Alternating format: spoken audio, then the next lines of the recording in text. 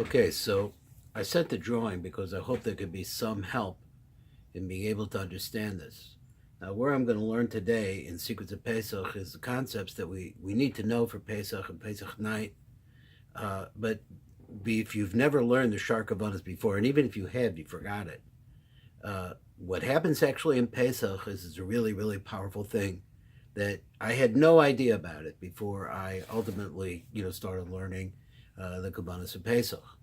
And over here in the Shar Hagavanos and Drush Gimel and Pesach, we're going to go through a few ideas of actually what happens. And remember that we said that Das is related to Bris. In other words, the concept of the Das, which is, you might look carefully at this drawing, you might find some Das's over there and give you an idea of where their position is, although, as I said before, this is not static, and it's not meant to represent anything physical, but it is a concept of how relationships work and how the flow from up above is coming to down below.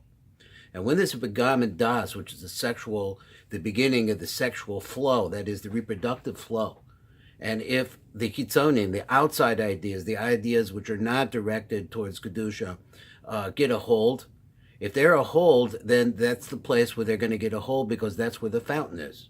So that's where you want to get at. That's where they want to get at. And we said about Adam Arishon how it was that when he was shofech zera levatala, when he spilled his seed on the ground, and what happened to it after that is all of this had the result of paro. The word paro, if you take the letters themselves and you switch them around, it comes to the word orif. Orif is a Hebrew word for the back of the neck. The back of the neck is the place where das, the upper das, is located. And it's this place that Paro attacked. This is what he's able to do because Paro was a tremendous witch. He was a mechashev, one of the greatest, perhaps, that the world has ever known. And he knew that in the Jewish people was a tremendous source of power for him if he could get it. Now, these powers, the powers of this, are all the powers of fear, the powers of selfishness, the powers of personal power, and the attempt to reach immortality in the most vulgar physical ways.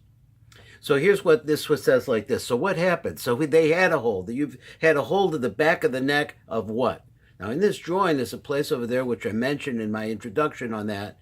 It's called Zer Anpin. The Zer Anpin is the master parza for us because we are human beings and we are actually built in the image of Eric Anpin. Now take this drawing and imagine this drawing. This is what I do. Imagine this drawing is intensely small, so small that it's smaller than the smallest atom. It is at the very incipience of reality because the word Atzilus, which means near, but it's also the idea of the creation of the concept of distance. Because in the Ein Sof Baruch Hu, it's endless. There's no point, there's no starting, there's no ending. So Atzilus means something that's not that, something that's close to it, which means already there's a concept of something distant. So once you have distance, there's the possibility of making something that's totally lost, so far away from what it actually is, it can't recognize itself anymore, and that's where we live. That's our situation. This is what Kodesh Baruch Hu put us into. Now in Mitzrayim, Paro had the back of our neck. Now there's concepts here that you haven't learned before. So maybe you haven't learned before. I mean, I'm not saying it's going to be a lot of, for some of you maybe a review, and for others not. So he says, Yavar Inyan Yitzias Mitzrayim Inyan Pesach. Let's talk about what happened when we went up Mitzrayim, what Pesach is all about. When we were in exile in Mitzrayim, as you remember that we're talking about a Jewish people, that the essence of them was a reincarnation, a Gilgul of Doros, of generations that had a pagam in their das.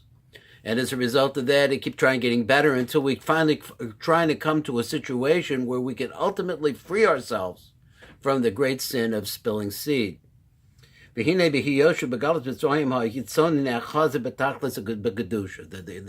outside forces, that the forces of evil, had a hold of the back of our neck for the ultimate purpose of sucking off Kedusha from that and bringing strength to their selfish ends. So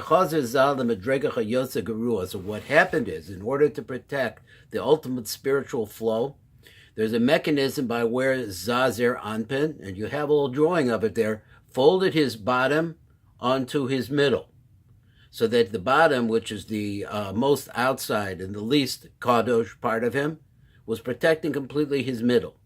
And then what happened is that became totally and completely covered over by what they call the lavush, or the covering of that. And that's what Paro was able to get to. He couldn't reach the kedusha of Zah, which is the lower part and the middle part of Zah. He was unfortunately able to, though, to get to the container, or the covering that covered that kedusha.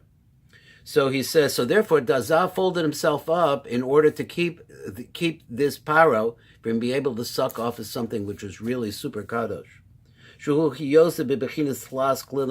This is called three, incorporated in three. That's the folding of the lower three spirits, the three spheros on top of the middle three spheros. This is called the embryonic stage, or Ivor in Hebrew. So then, in this situation where Zah is trapped, he's not able to unfold and actually bring Shefa to the lower worlds, which is where the Jewish people were living. We live now. So he had an idea. The ma'atzel. Now, they use the ma'atzel means the cause of things being not endless. That's called the ma'atzel, the one who makes distances. So he said, so as this is the secret of something that could take a little while to learn, maybe a month or two, to learn. The secrets of what it is, the gestation of this Zah didn't come from nowhere. So it actually came through a process. It came from Aroma Ma'alos, from the highest possible places. And this is that as he is born out of his mother. In order to grow him up into an adult, that is a person, not a partzuf, which has radiance coming to it from upper dimensions, from dimensions beyond our reality. That is possible to be for them. And this way, if he was able to actually grow into godless, he would be able to nullify the grip that Paro had on the back of his neck, because when there's godless, there's a tremendous amount of light, the light of truth, and nobody doubts it. It's in those doubts that Paro is able to get a hold. So because of the doubts that comes as a result of the flaw, and we go all the way back to the original idea which caused the flaw. And so therefore, the Eibishter, the Ma'atzel, so we call him now the Ma'atzel, is coming up with a plan to free Zaz. Lo hispek b'masha yizgado gadlus rishon bilvad. So now he introduces a topic which is called godless rishon. Now, this is a little hard to understand. We have two ways. The drawing that I sent out previously, the drawing is a drawing of what they call orech.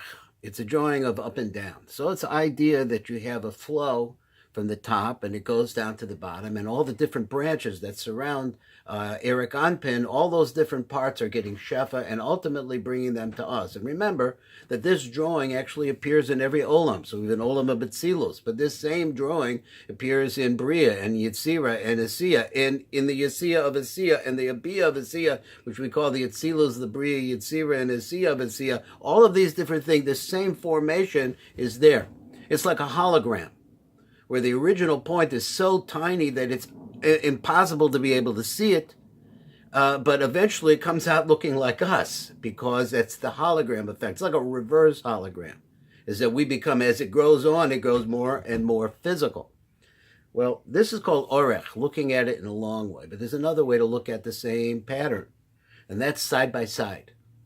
So in the side-by-side drawing, instead of it going down and keep going down, and one part's of another one that keeps going down, they all look like this, but they're side-by-side. So that the most interior one is shining into the next one that's more further away from the Ein Sof Baruch Hu, and they keep going like that. And so each one of them would have this configuration. Each one of them would be like that. The original Zah, this is the limud that goes with this. The original Zah is really 6 spheros, not 10. So mostly it's a question. There's always question about what the 10th sphere is. It's called Malchus, so exactly where it is, how it develops. This is the whole thing for Kabbalists, is to talk about Malchus and the development of Malchus, which is ultimately the ultimate point. But Zah is originally only 6 spheros.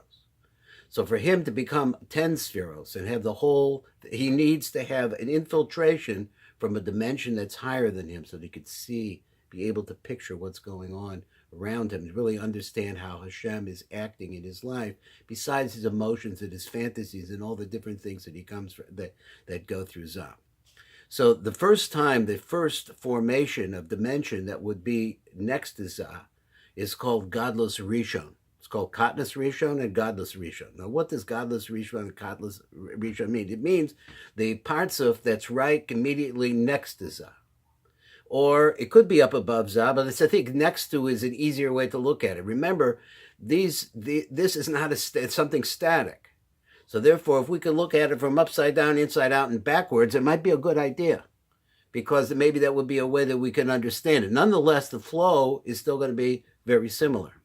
So for Zah to be able to reach what we call godless, Zah is going to have to be fed from a dimension that's beyond him. That's the dimension which is called in our chart Abba Ve'ima, or better than that, Yisrael Saba V'Tavuna, which are both aspects of mothers and fathers, which feed Zah and build him up. So if you're looking at the drawing, you have this little bit of Yisrael Saba V'Tavuna on each side of the big Eric Anpin, and then up above them and to their right and left, respectively, is something called Abba Ve'ima. If Zah, remember Zah has all of these things impinging on him. He's on the lower right of this drawing. If Zah can get from Yisrael Saba Tavuna, which is the parts of which is immediately interior to him or above him, this is called Godless Rishon. And if he's able to get to the higher parts of which is called Abba Ve'ima Eloyin, the upper Abba Ve'ima, the greater Abba Ve'ima, then this is called Godless Katnas and Godless Sheni. So this is what happens on Pesach. Let me see if I can find a way. So he said, "V'lo hispek b'mashi is gadlos rishon bilvad." So in order to be able to break Zah out, because Zah has folded himself onto himself. Paro was a very powerful force of evil that is accosted his neck. In order for him to get to break himself out of this pattern, then the Ma'atzil grows him. Below hispek b'mashi is gadol gadlos rishon bilvad. Not just that he should grow to the next parts of which is higher than the next dimension higher. And I like to use the word dimension because we think that all reality is based on what we see in front of us, and that's not true. It's not true at all. So I heard recently, and there are books that are coming out on the concept of, it's a concept in physics, which is called, I'll think of it later. They could take a microscope, what it's actually called, I'll think of it. They could take a microscope, an atomic microscope. They could look into a desk. They could look in it so deeply that they see that there's nothing there. There's nothing in the desk. It's nothing. Because they're able to look past the dimension in which we live. Then they find something else. If they find a small particle of some sort, they could find a way, it's called quantum theory, which is a really made-up word for trying to explain things that physicists see, but they can't understand them. They can't understand, well, when you look at something so closely, there's nothing there. It's empty. And then you find something. And then they have a way, let's say they split it. And if they could find that one object and split it, now you have two objects, except that they find that if the one on the left, let's say the one on the left, let's just say this is all relative to up, down, right, left, or whatever it is, none of this exists because you're beyond our spatial zone here, that they move the one on the left, let's say, the one on the right moves the same way. They're not connected anymore. They separated them, but somehow there is something that ties them together. They can figure it out. They have no idea. So here's a little bit of an idea of what we're talking about, and Rabbi Memram talks about this all the time. It's the difference in frequencies, or the difference in illuminations, that are very, very different from one dimension to the next. So somebody says they saw a flying saucer, or they saw something that's going around in the news now that there's some other kind of movement out there. But remember, there are different dimensions. We always concentrate only on this dimension. We think that that if a spaceship comes, it must come from some star in the ways that we understand it. They don't have a concept of dimension, which a dimension is right here. The only thing about it is that we're closed. It's closed to us. We can't see it. The great Mekubalim, of course, do. They think about this all the time. That's ultimately what we want to be able to do, is draw source called Shefa, called Bracha, to bring the Shefa and Bracha from that source to us, because it's closer to the Ein Sof Baruch Hu, because it's eternity. So here we have all the different problems that we have, all the different things that worry us and bother us. But there's a dimension beyond that where is not time bound, and it's not situation bound like this is, but something much closer to really ultimate reality. Now this, the Rav calls Katnas and Godless Rishon. So this is something that happens on Pesach, and the idea is to break Zah out, that this godless is such a tremendous radiance of light that power can't stand it. It's like having a tremendous sound in your ear. All of a sudden, the noise gets so loud you can't stand it anymore. So he's a kamavuritz leinu le'el be'inyin Yom Tov. Then Yom Tov, this is what happens on Yom Tov. You get a hashpah from a different dimension comes into you.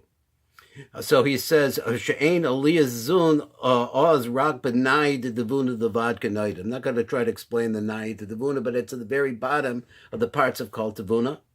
Kishem akir b'milu yudin hu b'bina v'rabavai desag hu b'tevuna. So we're not going to go through all of that. That's a limit of weeks. So v'lechein Yom Tov hu b'gematria og. So therefore he adds up og that comes to the number of 73. If you take the gematria of the word Yom, which is 46, and you take I think it's 46 or 56 rather, and you take the word Tov, which is 17, you add them together, and it comes out to be 73. I'm not going to go into what the meaning of 73 is. But this is something that happens by itself. Now, normally, when we think of Kabbalah, and we think of davening, and we think of learning Torah, what we're trying to do is going up, bringing the level of life here to a higher level, which is the same thing as bringing the upper level down into the lower level. So if you're going up, if you're covering something like this, or you're covering something like that, it's the same thing. It's up, coming down. So he says, this growing is something that happens by itself. But afterwards, because we daven and we work hard, and then you could grow up to another level, a higher level, which is a lever in our drawing, which is called Abba Ve'ima Eloyin. So if you're able to grow up to that level, then you're going to get a different type of much higher dimension.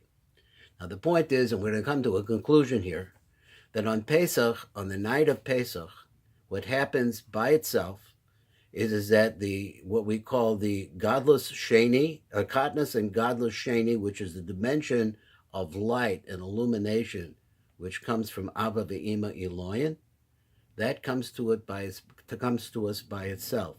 Normally, on Yom Tov, you get Godless Rishon, and you have to work hard to get the Godless Sheni, because during the davening, then we left ourselves up, and more Kedusha comes to us. But on Pesach, on the night of Pesach, it happens by ourselves, without us doing anything. Which is the reason why Mekubalim, Chassidim, say Hallel at nighttime, in Shul even, or why we say the complete Hallel at nighttime in our Seder. Maybe that's more to the point. So basically, that's the basic idea of the mochin. These are called the mochin, the influence, the shefa of brain power, of tremendous radiance that's coming from the brains of a dimension that's higher than we are. And even coming from a dimension that's higher from that, without us doing anything. Because normally, every day, and even on Yom Tov, in order for us to be able to achieve some kind of godless, to be able to have an idea of what God is doing in our lives, we have to work for it. We have to work on it. So this will give you a little idea, maybe some background, maybe this depiction will help, and I hope that it will. And God should bless you, and hope that you enjoyed this year, and that's the main thing. Enjoy.